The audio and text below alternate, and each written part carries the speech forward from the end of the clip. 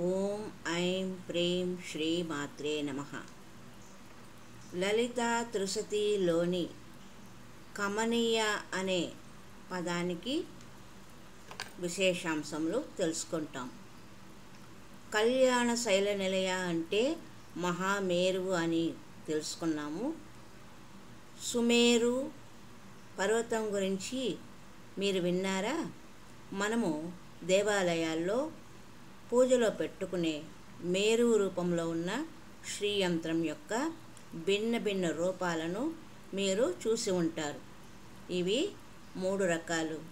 1 భూప్రస్థారము, 2 కూర్మ ప్రస్థారము, 3 మేరు ప్రస్థారము.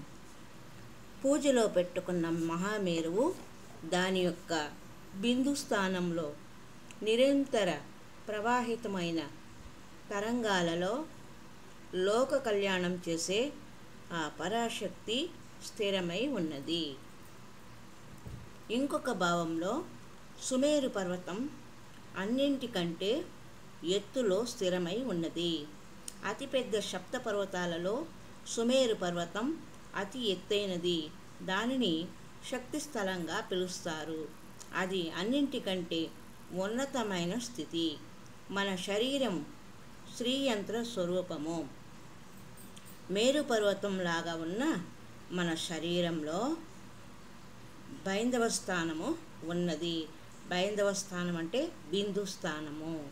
దానిని మనము బ్రహ్మరంధ్రము అని లేదా బ్రహ్మరంధ్రము అనియు సహస్రార చక్రం అని పిలుస్తాము. ఈ బ్రహ్మరంధ్రము తల మీద ఈ ప్రదేశంలో ఉంటుంది. అక్కడ కలిగే భిన్న భిన్న స్పందనలతో స్వాంత సుఖము, స్వ ఆత్మ కళ్యాణము, దానితో పాటు అందరి యొక్క శుభము జరుగుతుంది. ఈ భావాలను అర్థం చేసుకోవడానికి 3 నామాలను కలిపి అర్థం చేసుకోవాలి. అది కళ్యాణ శైల నిలయ. సహస్రారంలో నిరంతరము సత్స్వరూప శక్తిని ప్రవహింపచేస్తూ ఉంటుంది. ఈ బ్రహ్మాండమంతా చరాచర జీవము, జడ చైతన్య రూప వస్తువులు అన్నీ కళ్యాణకరమైన పనులు చేస్తూ ఉంటాయి. ఆ కళ్యాణ అవస్థను పరమానంద అవస్థ అని అంటాము. 4 పురుషార్థాలు ఉన్నాయని మనకు తెలుసు. అవి ధర్మము, అర్థము, కామము, మోక్షములు. పరమ పురుషార్థం యొక్క అవస్థ పరమానంద అవస్థ. పరమానందం యొక్క అవస్థ ఎప్పుడు లభిస్తుంది అంటే కేవలం సమాధి అవస్థలో లభించే ఈ అనుభూతియే పరమానంద అనుభూతిగా మనము తెలుసుకోవచ్చు. ఈ పరమానంద అనుభూతిని మనము ఎలా తెలుసుకోగలమంటే, ఈ ఆకాశం లేకపోతే, ఆకాశంలాగా సర్వత్రా వ్యాపించిన పరమానంద స్వరూపమైన ఆ పరమాత్మ రూపంలో ఉన్న పరాశక్తి లేకపోతే ఎవరూ జీవించి ఉండలేరు. తైత్తిరీయ ఉపనిషత్తు ఇలా చెబుతూ ఉన్నది. ఈ ఆకాశం లాంటి నిర్మలమైన, స్వచ్ఛమైన, విరాట విశాల శక్తి వ్యాపక స్వరూపము ఏమిటి? అది ఆనంద స్వరూపము, పరమానంద స్వరూపము. ఇది పరమాత్మ యొక్క గుణము. ఈ గుణము లేకపోతే ఎవరు కూడా జీవించి ఉండగలరు? ఎవరు జీవించి ఉండగలరు? ఈ గుణం లేకపోతే ఎవరు ఈ ప్రాణక్రియ చేష్టలు చేయగలరు? పంచ ప్రాణాలతో చేస్తున్న చేష్టలకు సాక్షి స్వరూపంగా ఉండి ఆ కర్మలను మనతో చేయించేది కూడా ఆ భగవతియే. ఇక్కడ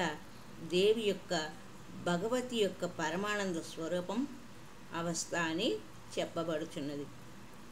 దీనిని మనము యోగ దృష్టితో చూస్తే కుండలిని ఊర్ధ్వముఖంగా ప్రయాణించే సమయంలో, సహస్రారాన్ని చేరే సమయంలో శరీరము, మనస్సు, బుద్ధి యొక్క అవబోధం లేని స్థితిలో ఉండేటట్లయితే నేను మాత్రమే ఉంటుంది.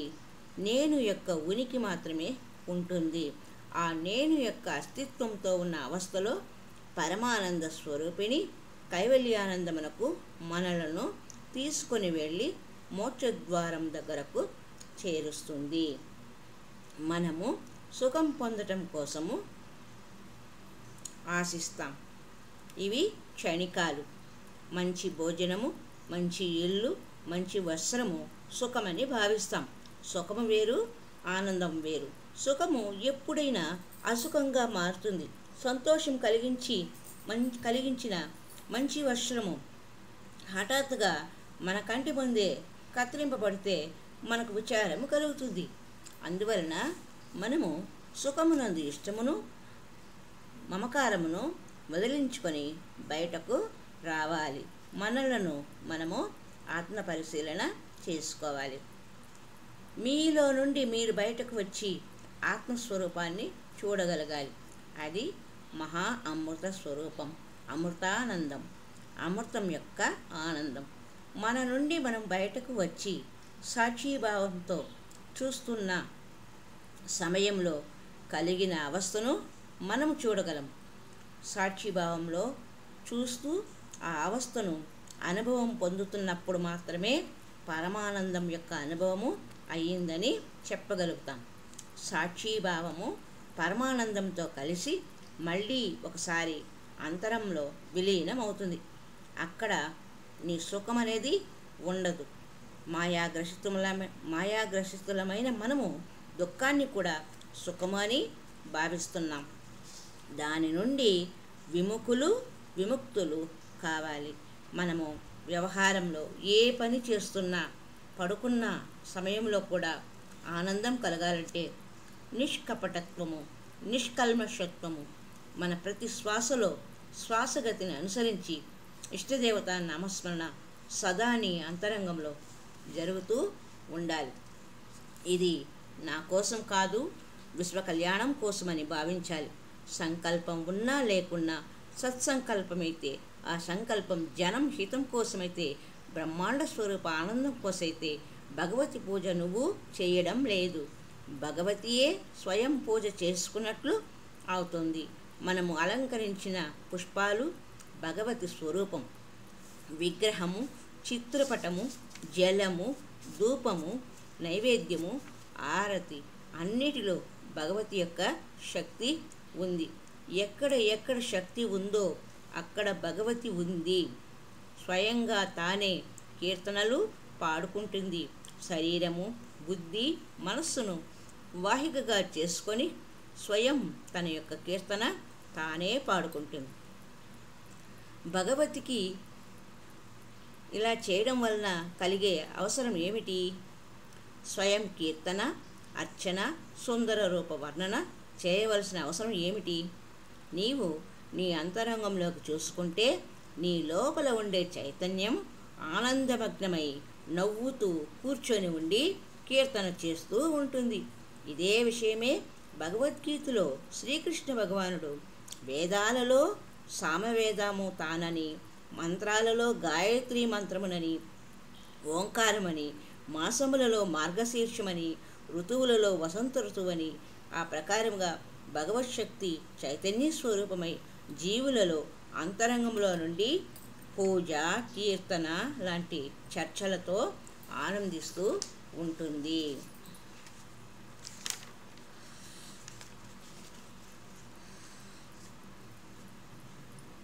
హరి ఓం తత్సత్. ఈ విషయంతో మనము ముగించుకుందాము. మరి యొక్క సమయంలో మళ్ళా కలుసుకుందాం. ఓం ఐం ప్రీం శ్రీ మాత్రే నమః. ఓం ఐం ప్రీం శ్రీ మాత్రే నమః. ఓం ఐం ప్రీం శ్రీ మాత్రే నమః. ఓం ఐం ప్రీం శ్రీ మాత్రే నమః. కమనీయ యొక్క స్వరూపాన్ని మనము తెలుసుకుంటూ ఉన్నాము. మరి యొక్క సందర్భంలో త్వమేకా భవాని అహమస్మి అనే విషయాలను మనము భగవతి యొక్క విశేషాలను తెలుసుకుందాం. హరి ఓం తత్సత్.